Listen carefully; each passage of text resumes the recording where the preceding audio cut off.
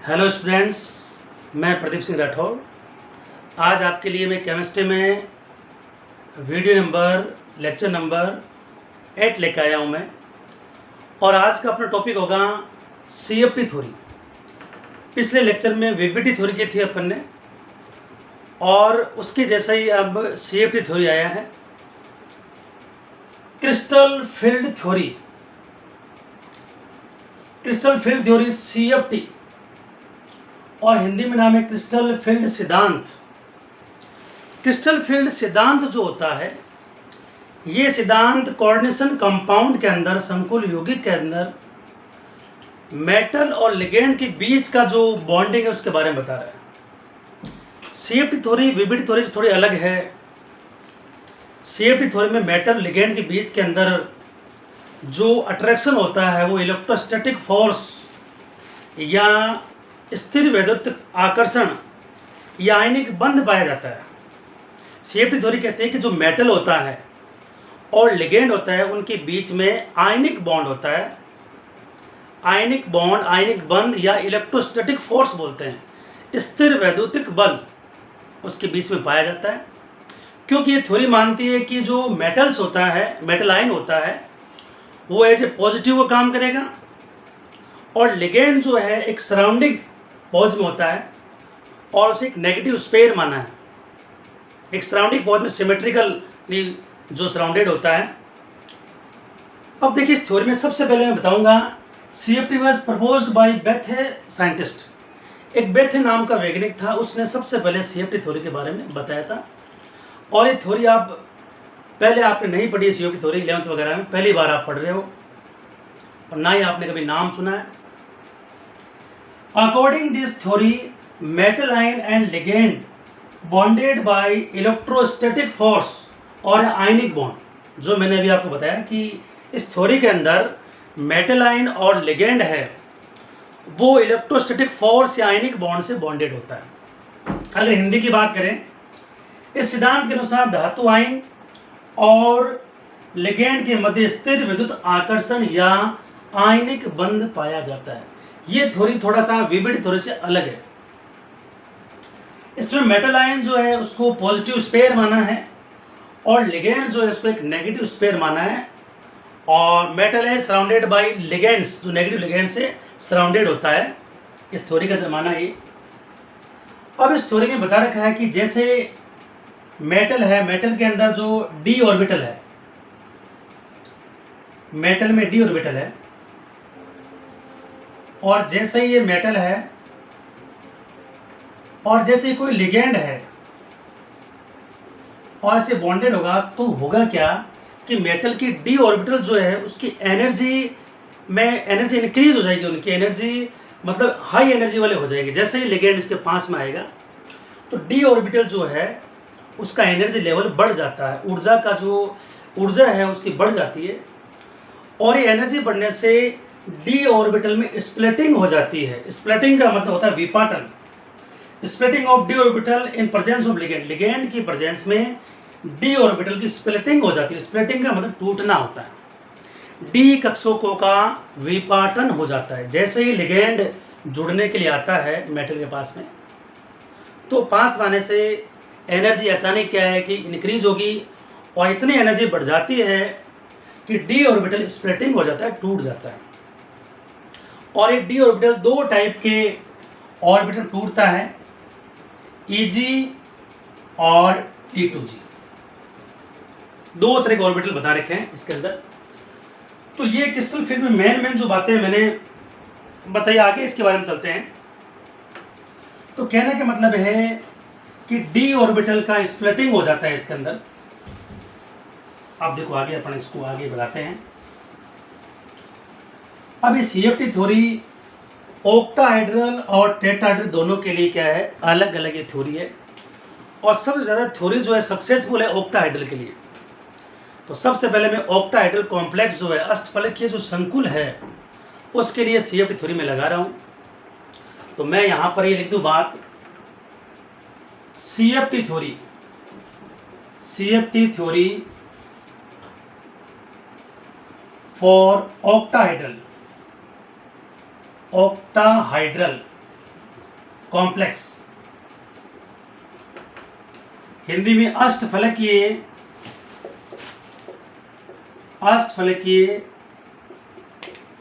संकुल के लिए CFT। अब अष्टफलकीय का मतलब ये समझ गया जिसका कोऑर्डिनेशन नंबर 6 हो, या फिर यूँ कह सकते हैं कि जिनकी समन्वय संख्या 6 होती है, उस हमने ऑक्टाहेड्रल माना है, वैसे कॉम्प्लेक्स माना है, तो उसके लिए अपन लगाएंगे। तो इसके लिए अपन क्या करते हैं, सबसे पहले यहाँ एक खास बात है CF थ्योरी में, यहाँ पर d ऑर्बिटल ही काम आता है मेटल का। जैसे आपने VPT थ्योरी में तो आपने देखा हाइब्रिडेशन वाला सिस्टम देखा था, S भी काम आ रहा है, P भी काम आ रहा है, लेकिन CFT थ्योरी में मेटल जो होता है, सेंट्रल मेटल जो होता है, केंद्रीय धातु होती है, उसका d ऑर्बिटल ही काम का होता है। सारा दारोमदार d ऑर्बिटल होता है।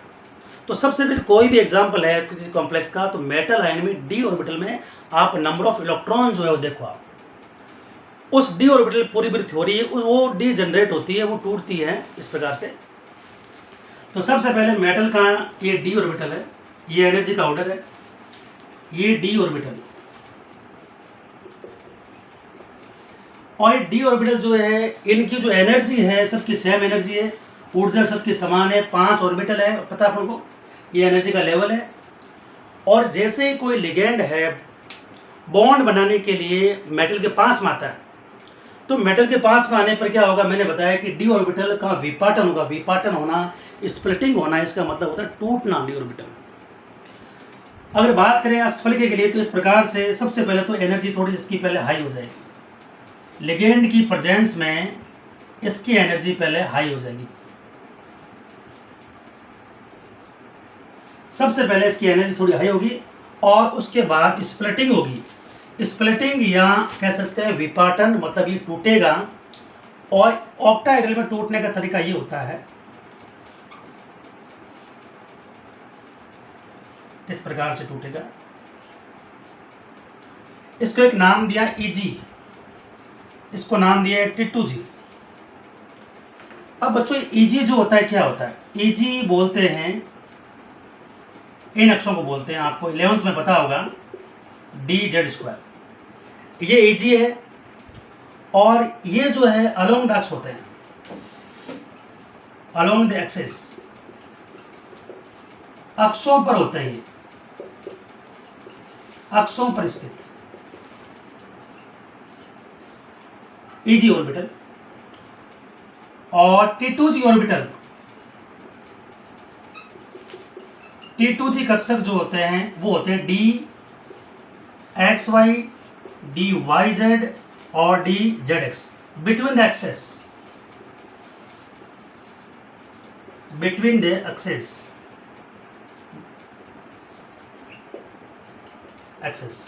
अक्षों के मध्य। तो यहां d ऑर्बिटल जो है, उसको d ऑर्बिटल को पार्ट कर दिए, एक AG ऑर्बिटल और एक नाम दे दिया T2G ऑर्बिटल। AG ऑर्बिटल के अंदर जो मैंने बताया अभी कि ये अलोंग द एक्सिस, अक्षों पर होते हैं हमेशा, इनकी जो पोजीशन है अक्षों पर होती है। EG यहाँ और लिख देता हूँ मैं, EG ये होते हैं, और T2G dxy, dyz और dzx, तीनों एक्सिस है। ये बिटवीन द एक्सिस होती है, अक्षों के मध्य स्थिति होती है इनकी। और यहाँ पर ये जो एनर्जी गैप है, ऊर्जा का जो अंतराल है, उसे बोलते हैं डेल्टा O। AG और T2G के बीच में जो ऊर्जा का अंतराल है, एनर्जी गैप है, उसे बोलते हैं विपाटन ऊर्जा।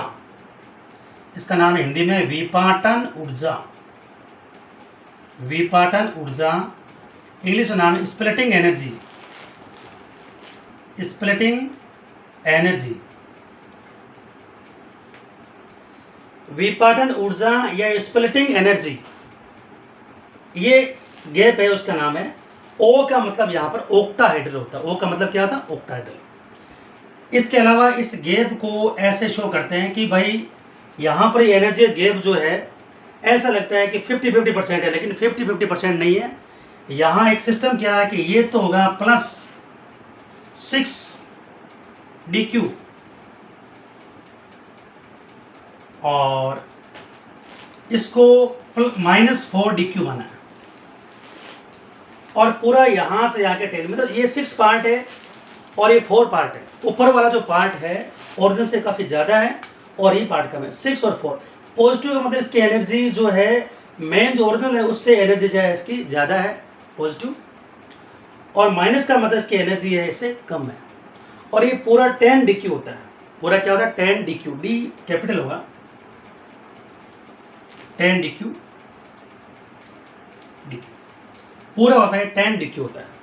तो 6 और 4 का रेशियो कह सकते हो आप इसने, और ऐसा इन्होंने बेथेल साइंटिस्ट ने जो है, और एक पूरा इसको 10 dq का है और ये 6 पार्ट और ये 4 पार्ट, ये पार्ट ज़्यादा होता है। पॉजिटिव का मतलब है एनर्जी इसकी ज़्यादा है और नेगेटिव का मतलब इसकी एनर्जी कम है इससे मेन से, और डेल ओ भी बोलते हैं इसको। अब यहाँ पर ऑक्टाहेड्रल के अंदर मैंने आपको बता दिया कि इस प्रकार से जैसे ही लिगेंड जो है पास में आता है मेटल में, तो मेटल का डी ऑर्बिटल सबसे ज़्यादा उसका इफेक्ट होता है, और ये पूरे CF थ्योरी डी ऑर्बिटल पर ही आधारित है, पूरी डिपेंड किसके ऊपर, डी ऑर्बिटल पर। अब ये बताने के बाद में अब बात आती है कि भाई इनके अंदर जो इलेक्ट्रॉन है वो कहाँ गए, इलेक्ट्रॉन डिस्ट्रीब्यूट कैसे होंगे। इससे पहले मैं एक बात और बता दूं इलेक्ट्रॉन की बात में, Eg की एनर्जी हाई होती है, T2G कम होती है, ये भी थोड़ा सा मैं बता दूं आपको। Eg की एनर्जी हाई इसलिए होती है क्योंकि ये अलोंग द एक्सिस है, अक्षों पर स्थित है, और लिगेंड जो है ऑक्टाहेड्रल में अक्षों पर होता हुआ जो है वो मेटल के पास जाता है। तो लिगेंड और ये जो डी ऑर्बिटल है इनके बीच में डिस्टेंस कम होती है, और डिस्टेंस कम होने से इनके अंदर रिपल्सन ज़्यादा होगा, और रिपल्सन ज़्यादा होता है तो फिजिक्स का रूल होता है जब प्रतिकर्षण ज़्यादा होता है तो एनर्जी का मान, एनर्जी की वैल्यू हमेशा बढ़ती है। या यूँ कह सकते हो कि Eg है वो ज़्यादा नज़दीक होते हैं, ज़्यादा नियरेस्ट पोजिशन होते हैं मेटल के Eg के, और ये T2G है और ये अलोंग ये बिटवीन द एक्सिस होती है तो इनसे काफ़ी दूर होते हैं। इसकी वजह से इनका रिपल्सन जो है कम होता है, होता नहीं है, जबकि Eg का रिपल्सन ज़्यादा होता है मेटल के साथ में, इसलिए एनर्जी भी इसकी हाई होगी। इसकी वजह है कि अलोंग द एक्सिस मतलब अक्षों के ऊपर स्थित होता है। अब बात करते हैं CFT थ्योरी ऑक्टाहेड्रल के अंदर इलेक्ट्रॉन को डिस्ट्रीब्यूट कैसे करेंगे, इलेक्ट्रॉन का डिस्ट्रीब्यूशन कैसे होगा ये बताएंगे आप। डिस्ट्रीब्यूशन करेंगे जैसे फॉर एग्जांपल यहाँ पर अपने पास इलेक्ट्रॉन है, यहाँ पर 5 इलेक्ट्रॉन है अपने पास में, तो यहाँ भी D5 इलेक्ट्रॉन, D5। अब इन 5 इलेक्ट्रॉन को अपन कैसे कैसे इनके अंदर फिलअप करेंगे, किस में करेंगे किस में नहीं करेंगे, ये अपन देखते हैं। इसका फैसला करने वाला लिगेंड होता है। जब आप लिगेंड होता है स्ट्रॉन्ग लिगेंड, स्ट्रॉन्ग लिगेंड, एक होता है वीक, वीक लिगेंड, प्रबल लिगेंड, और ये होता है दुर्बल लिगेंड। पीछे कहा था कि प्रबल लिगेंड स्ट्रॉन्ग जो होता है, स्ट्रॉन्ग लिगेंड के अंदर क्या सिस्टम होता है, इसके स्ट्रॉन्ग फील्ड भी बोलते हैं, प्रबल क्षेत्र भी बोलते हैं। प्रबल अगर स्ट्रॉन्ग है तो यहां पर स्ट्रॉन्ग है, सपोज करो यहां पर स्ट्रॉन्ग फील्ड है, तो डी इलेक्ट्रॉन पहले आप स्ट्रॉन्ग है तो सबसे कम एनर्जी इसकी होती है, तो इसमें इलेक्ट्रॉन भर जाएंगे 1 2 3 4 5। अगर स्ट्रॉन्ग है तो पहले T2G में इलेक्ट्रॉन फिलअप होगा। इसकी वजह क्या होती है कि स्ट्रॉन्ग के अंदर सिस्टम होता है, एक होता है डेल्टा O, एक होता है P होता है। डेल्टा होता है स्प्लिटिंग एनर्जी, स्प्लिटिंग एनर्जी, विपाटन ऊर्जा, और P होता है पेयरिंग एनर्जी, पेयरिंग एनर्जी, विपाटन ऊर्जा और युग्मन ऊर्जा। इलेक्ट्रॉन को युग्म बनाने के, जोड़े बनाने के लिए एनर्जी होती है, a required energy. Pairing the electron एक रिक्वायर्ड एनर्जी होती है, जिस इतनी एनर्जी होनी चाहिए तब जाके इलेक्ट्रॉन जो आपस में पेयर बनाएंगे। और युग्मन ऊर्जा, और यह है विपाटन ऊर्जा। विपाटन ऊर्जा ये ऊर्जा होती है, डेल्टा होती है। तो यहाँ कहा जाता है कि यदि किसी अगर स्ट्रॉन्ग लिगेंड है, प्रबल लिगेंड है, तो उसका ये गैप विपाटन ऊर्जा ज़्यादा होती है, विपाटन ऊर्जा ज़्यादा होती है और पेयरिंग एनर्जी कम होती है।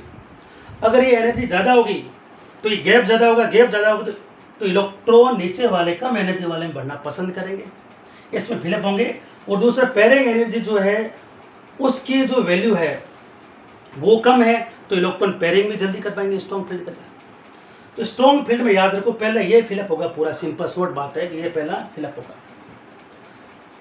तो स्ट्रॉन्ग के अंदर मैंने इसको फिलअप कर दिया और ये अगर कंप्लीट बाई चांस फिलअप हो जाता है तो रिमेनिंग इलेक्ट्रॉन इसमें फिलअप होंगे, बाकी इलेक्ट्रॉन होंगे।